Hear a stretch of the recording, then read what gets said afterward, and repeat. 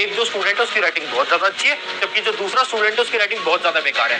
तो 100% चांसेस है कि वो जो स्टूडेंट है ना जिसकी राइटिंग बहुत ज्यादा अच्छी है उसके मार्क्स 5 से 10 नंबर ज्यादा आएंगे एज कंपेयर टू वो स्टूडेंट जिसकी राइटिंग बहुत ज्यादा बेकार है। So, हाय एवरीवन, मेरा नाम है प्रशांत मेंटोर और थाउजेंड्स ऑफ स्टूडेंट्स। अच्छा, मुझे एक बात बहुत सच्चाई से बताना, आपने आज तक YouTube के अंदर बहुत सारी वीडियोस देखी होंगी हैंड राइटिंग को कैसे इंप्रूव करें, और आपने उन टेक्निक्स को फॉलो भी करा होगा, बट मैं आपको बताता हूँ 99% टेक्निक्स आप पे वर्क नहीं करी होंगी। ऐसा पता क्यों होता है? क्योंकि हर एक इंसान की राइटिंग अलग होती है, और YouTube पे जितनी भी वीडियो होते हैं ना हैंड राइटिंग के ऊपर, सब में बताते हैं कि अच्छा पेन को ऐसे पकड़ो, पेन को ऐसे पकड़ो, पेन को वैसे पकड़ो, राइटिंग बदल जाएगी। ऐसा कुछ नहीं होता। अगर आप ये सोच रहे हो आज मैं भी ये बताने वाला हूँ कि पेन को ऐसे पकड़ना राइटिंग अच्छी हो जाएगी, नहीं। आज हम साइकोलॉजिकल और साइंटिफिक कॉन्सेप्ट जानेंगे कि रियलिटी में क्या हम हमारी हैंड राइटिंग को इंप्रूव कर सकते हैं, और अगर हाँ तो वो क्या स्टेप्स हैं जिनको हम फॉलो करें कि अगले 7 दिन के अंदर हमारी राइटिंग बिल्कुल बदल जाए। और जब मैं बोल रहा हूँ ना अगले 7 दिन, तो मतलब अगले 7 दिन, अगले 7 दिन इन स्टेप्स को फॉलो करोगे राइटिंग एकदम चेंज हो जाएगी।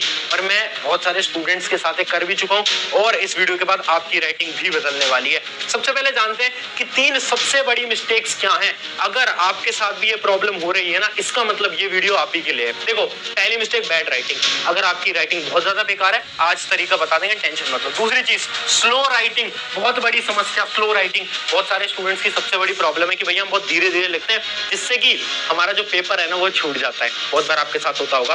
तीसरी प्रॉब्लम क्या है? एग्जाम के स्टार्टिंग में अच्छा लिखते हैं बट लास्ट में बेकार। और मुझे रियलिटी बताना आज कमेंट में, क्या ये तुम करते हो या नहीं करते हो? क्योंकि मेरे स्कूल के टाइम पे ना मेरे साथ तो बहुत बार होता था। होता क्या था ना कि मैं स्टार्ट में तो बहुत धीरे धीरे लिखता था, प्यार प्यार से लिखता था, बट जैसे जैसे टाइम कम बचता जाता था ना, मेरी राइटिंग भी डॉक्टर की तरह बन जाती थी, जो कि टीचर के समझ ही नहीं आती थी, जिस वजह से मेरे बहुत बार मार्क्स कटे। क्योंकि उस समय पर मुझे कोई बताने वाला नहीं था कि अच्छा तेरी ये वाली प्रॉब्लम है तो ठीक है, इसका सोल्यूशन ये होगा। क्या ये तुम्हारे साथ होता है? अगर होता है तो अभी पहले कमेंट में लिख देना हाँ यार ये तो होता है कि हम स्टार्टिंग में बहुत अच्छा लिखते हैं बट लास्ट में जाते जाते राइटिंग बुरी हो जाती है। ये जो तीनों प्रॉब्लम है ना, इन तीनों प्रॉब्लम के आज साइंटिफिक सॉल्यूशंस डालेंगे, और इनके जो सॉल्यूशंस है ना उनके 3 स्टेप हैं। आपको बस ये 3 स्टेप फॉलो करने, इन 3 स्टेप्स को फॉलो करोगे राइटिंग बिल्कुल बदल जाएगी। स्टेप नंबर 1 क्या है? स्टेप नंबर 1 है वार्म अप एक्सरसाइज। बहुत ध्यान से समझना। हैंड के वार्म अप एक्सरसाइजेस से मेरा ये मतलब है कि देखो, इमेजिन करो आपका एग्जाम है, चाहे आपका बोर्ड एग्जाम है, स्कूल लेवल एग्जाम है, कोई भी एग्जाम है, उस एग्जाम से 5 मिनट पहले एक रफ कॉपी उठानी है। इमेजिन करते हैं ये हमारी रफ कॉपी है, ठीक है, ये हमारी रफ कॉपी है। अब हमें क्या करना है ना, इस रफ कॉपी के अंदर केवल 30 सेकंड, हमारे केवल 30 सेकंड लगेंगे, और कुछ हमें वार्म अप एक्सरसाइजेस करनी है। वार्म अप एक्सरसाइजेस क्या होती है, ध्यान से देखना। कुछ लाइंस ऐसे बनाओ, कुछ लाइंस ऐसे बनाओ, कुछ लाइंस ऐसे बनाओ, उसके साथ साथ कुछ लाइंस ऐसे बनाओ, ऐसे बनाना है।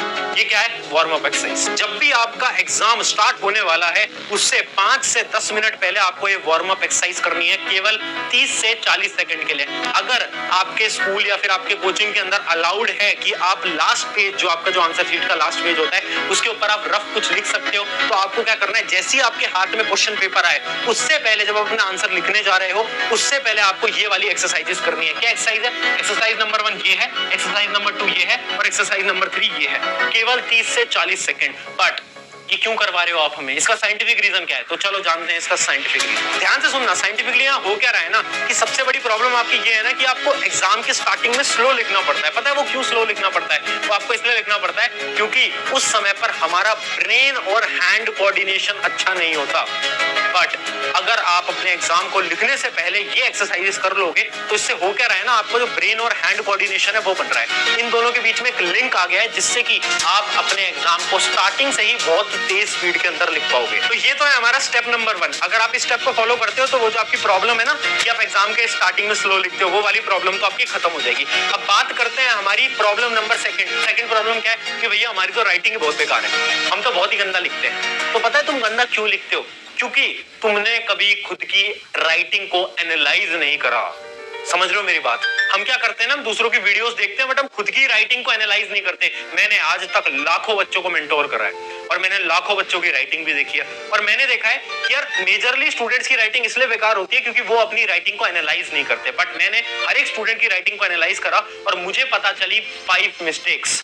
अगर आपने इन 5 गलतियों को ध्यान से देख लिया ना, तो आपकी जो बुरी राइटिंग वाली प्रॉब्लम है ना, ये ऑलमोस्ट समाप्त हो जाएगी। अब मैं क्या करूंगा ना, मैं आपको हर एक गलती समझाऊंगा और आपको रिलेट करना है क्या आप ये गलती करते हो या नहीं करते हो। अभी आप एक नोटबुक ले आओ, जिस नोटबुक के अंदर आपने ऑलरेडी एक आंसर लिखा हो, कभी पास्ट के अंदर कोई भी आपकी नोटबुक जिसके अंदर आपने अपनी हैंड राइटिंग से कोई भी आंसर लिखा हो, सबसे पहले वो लेकर आ जाओ। अब देखो, मैं कुछ मिस्टेक्स दिखाने वाला हूं। सबसे पहली है हमारी मिस्टेक नंबर 1, और आपको रिलेट करना है अपनी राइटिंग से, क्या आप ये मिस्टेक कर रहे हो या नहीं कर रहे हो। ठीक है, शायद ऐसा हो सकता है आप इन 5 में से एक गलती कर रहे हो, 2 गलती कर रहे हो, या फिर 5 ही गलती कर रहे हो, ऐसा भी हो सकता है। मिस्टेक नंबर 1 क्या है? Gap between words. जैसे कि एग्जांपल मैंने दे दिया है, आप देख सकते हो अपनी स्क्रीन के ऊपर, यहाँ पर कुछ लिखा हुआ है, माय नेम इज प्रशांत। अब ये जो राइटिंग है ना, इसके अंदर मिस्टेक क्या है? इसके अंदर मिस्टेक ये है कि भाई गैप बिटवीन वर्ड बहुत ज्यादा है। देखो, ये गैप बिटवीन इतना, अब गैप इंक्रीज हो गया, अब गैप डिक्रीज हो गया। अब इससे क्या होता है ना, जब एक टीचर पढ़ने बैठता है ना, ऐसे ऐसे ऐसे ऐसे, ये जो गैप है, इससे टीचर को प्रॉब्लम होती है, जिस वजह से आपकी राइटिंग बेकार लगती है। ये जितने भी मिस्टेक्स हैं ना, इन सबके सोल्यूशन बताऊंगा लास्ट में, पर सबसे पहले आप अपनी राइटिंग को एनालाइज करो। क्या आप मिस्टेक नंबर 1 करते हो, हाँ या ना? खुद से पूछो। अगर करते हो तो ठीक है, इसका सोल्यूशन बताएंगे, नहीं करते तो अगली मिस्टेक की तरफ बढ़ते हैं। मिस्टेक नंबर 2 क्या है? बिग और स्मॉल साइज ऑफ लेटर। अब देखो, बहुत सारे स्टूडेंट्स की राइटिंग या तो ऐसी दिखती होगी, ऐसी छोटी मोटी, ये जैसे कीड़े मकोड़े से मार दिए हो, है ना, इस प्रकार से किस स्टूडेंट की राइटिंग हो सकती है। या फिर कुछ स्टूडेंट की राइटिंग ऐसी भी होती है बड़ी बड़ी। अभी शायद आपको स्क्रीन पे ज्यादा बड़ी नहीं दिख रही होगी, बट बहुत सारे स्टूडेंट बहुत बड़ा बड़ा भी लिखते हैं। तो क्या आपकी राइटिंग में प्रॉब्लम है? क्या आप बहुत ज्यादा छोटा लिखते हो, फिर आप क्या बहुत ज्यादा बड़ा लिखते हो? एनालाइज करो, हाँ या ना, खुद से पूछो। ठीक है, अब चलते हैं मिस्टेक नंबर 3 की तरफ। और ये सारी मिस्टेक्स को एनालाइज करने के बाद ना, आपको आज कमेंट में लिखना है कि आप कौन सी मिस्टेक कर रहे हो। क्या आप मिस्टेक नंबर 1 कर रहे हो, 2 कर रहे हो, 3 कर रहे हो, 4 कर रहे हो, या फिर सारी कर रहे हो, 2 या 3 कर रहे हो, 4 या 5 कर रहे हो, आप कौन सी कर रहे हो। तो देखते हैं मिस्टेक नंबर 3, थिक राइटिंग। अब बहुत सारे स्टूडेंट्स के मैंने कॉपी में देखा है कि वो ना बहुत मोटा मोटा लिखते हैं, जिसकी वजह से ना उनके कुछ वर्ड्स होते हैं ना, वो ओवरलैप कर देते हैं। जैसे कि आप यहाँ पर देख सकते हो, ये जो शब्द है समझ नहीं आ पा रहा, ये जो शब्द है ना समझ नहीं आ पा रहा। क्यों? क्योंकि राइटिंग बहुत मोटी मोटी है। मिस्टेक नंबर 4 बहुत ज्यादा कॉमन है, और मैं बहुत सारे स्टूडेंट्स को भी ये देखता हूँ करते हुए, वो है टिल्टेड वर्ड्स। बहुत सारे स्टूडेंट क्या करते हैं ना, थोड़ा सा टेढ़ा लिखते हैं। जैसे आप देख पा रहे हो कैसे टेढ़े की तरफ जा रहे हैं हमारा हाथ, ये मैंने बहुत बार देखा है। और बहुत सारे स्टूडेंट ये गलती करते भी हैं कि जो लेटर्स हैं उनको टेढ़ा लिखते हैं। क्या आप ये गलती करते हो, हाँ या ना, पूछो। और लास्ट और फाइनल मिस्टेक है प्रॉब्लम विद 1 लेटर। अब देखो, बहुत सारे स्टूडेंट के साथ ये प्रॉब्लम हो सकती है कि एक लेटर वो बेकार बनाते हो, जैसे कि जी। ऐसे मैंने देखा है, बहुत सारे स्टूडेंट अजीब सा जी बना देते हैं, जो कि एग्जामिनर को समझ ही नहीं आ पाता इसने लिखने की कोशिश क्या करी है। या फिर एन एन एच और एन में बच्चे कंफ्यूज हो जाते हैं कि एच कौन सा है, एन कौन सा है। ऐसी मिस्टेक भी करते हैं, है ना, राइट।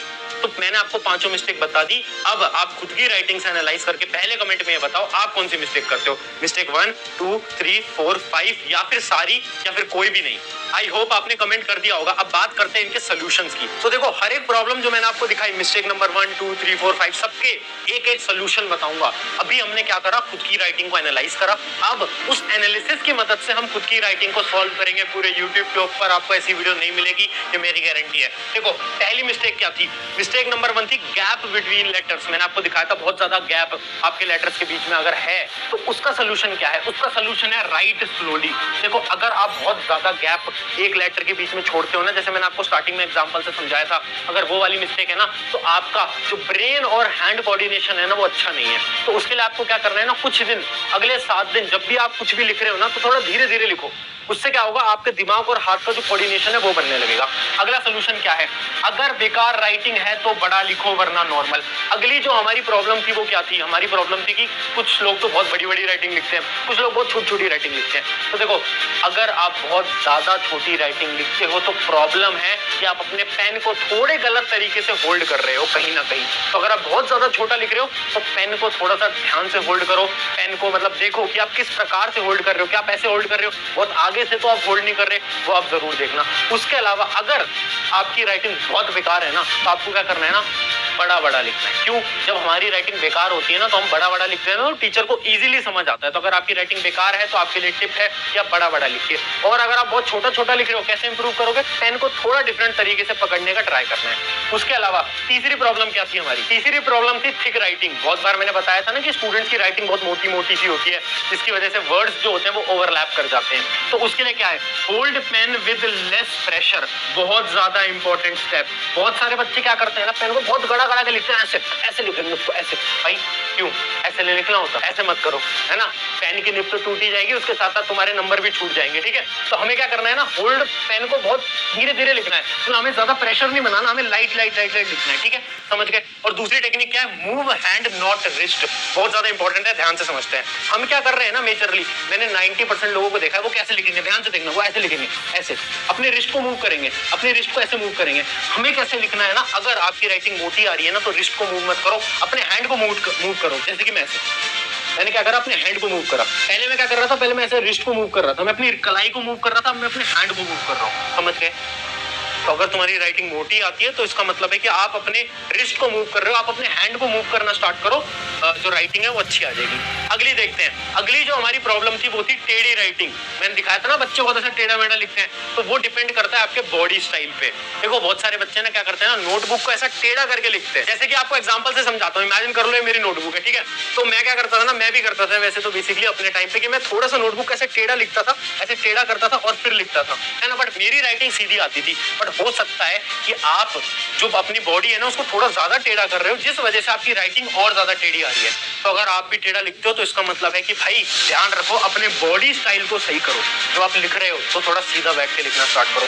अगली प्रॉब्लम क्या है, अगली प्रॉब्लम थी हमारी कि एक लेटर जो है ना उसमें कोई प्रॉब्लम है। जैसे कि मैंने आपको एग्जांपल से समझाया था, GHW, कोई भी एक लेटर हो सकता है जो कि आप अच्छा नहीं लिख पाते, उसका कोई सोल्यूशन नहीं है लॉजिकली, उसका सिर्फ एक सोल्यूशन है, जो है प्रैक्टिस मोर एंड मोर। तो जितनी भी आपकी प्रॉब्लम्स थी सबके मैंने एक एक करके सोल्यूशन आपको बहुत डिटेल के अंदर समझा दिए हैं।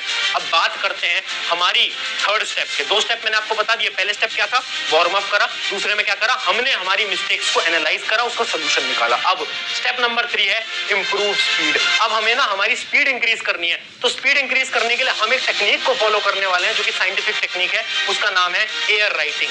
एयर राइटिंग क्या होती है, इसके लिए कॉपी पेन की जरूरत नहीं पड़ती। आपको क्या करना है ना, जब भी आप कभी भी फ्री बैठे हो, इमेजिन करो आप अपने दोस्त के स्कूटी के पीछे बैठे हो, तो आपको कुछ नहीं करना है, आपको इमेजिन करना है आपकी फिंगर जो है वो पेन है और आपको अपना नाम लिखना है। जैसे मेरा नाम प्रशांत है, तो मैं ऐसे एयर के अंदर अपना नाम लिखूंगा। अभी ट्राई करो तुम सब भी, आपका कुछ भी नाम हो सकता है, आपका नाम रोहित है, तो देखो ऐसे मैंने रोहित लिख दिया। तो आपको ट्राई करना है, उससे क्या होता है ना, आपका जो हैंड और ब्रेन कोऑर्डिनेशन है वो और ज्यादा इंक्रीज होगा और एग्जाम के अंदर आपकी जो स्पीड है वो इंक्रीज होगी। इसको बोलते हैं एयर राइटिंग। और दूसरा स्टेप मैं आपको समझा चुका हूं, मूव हैंड नॉट रिस्ट। अगर आपकी राइटिंग स्लो है, इसका मतलब आप रिस्ट का ज्यादा मूवमेंट कर रहे हो। आप क्या करो, अपने हाथ का मूवमेंट करो। अगर आप अपने हाथ का मूवमेंट करोगे तो आपकी राइटिंग तेज हो सकती है। तो अगर स्पीड तेज करनी है, 2 स्टेप है, बस इनको फॉलो कर लेना, स्पीड भी तेज हो जाएगी। तो देखो मैंने आपको 3 स्टेप बताए, अगर आपने इन 3 स्टेप को फॉलो करा, राइटिंग 100% इंप्रूव होगी। ये मैंने कोई बेसिक वीडियो नहीं बनाई, ये मैंने बहुत साइंटिफिक आपको फिनोमिना समझाए हैं। अगर आपको वीडियो अच्छी लगी, मैं ये तो नहीं कहूंगा इस चैनल को सब्सक्राइब करो, वो आपकी मर्जी है, बट मैं एक चीज बोलूंगा, अपने एक मित्र के साथ, एक दोस्त के साथ इस वीडियो को शेयर कर दो। उससे क्या होगा ना यार, उसकी भी मदद हो जाएगी और शायद उसके भी जो एग्जाम्स आने वाले हैं उसमें उसके मार्क्स बहुत ज्यादा अच्छे हो जाएंगे। ठीक है, तो इस वीडियो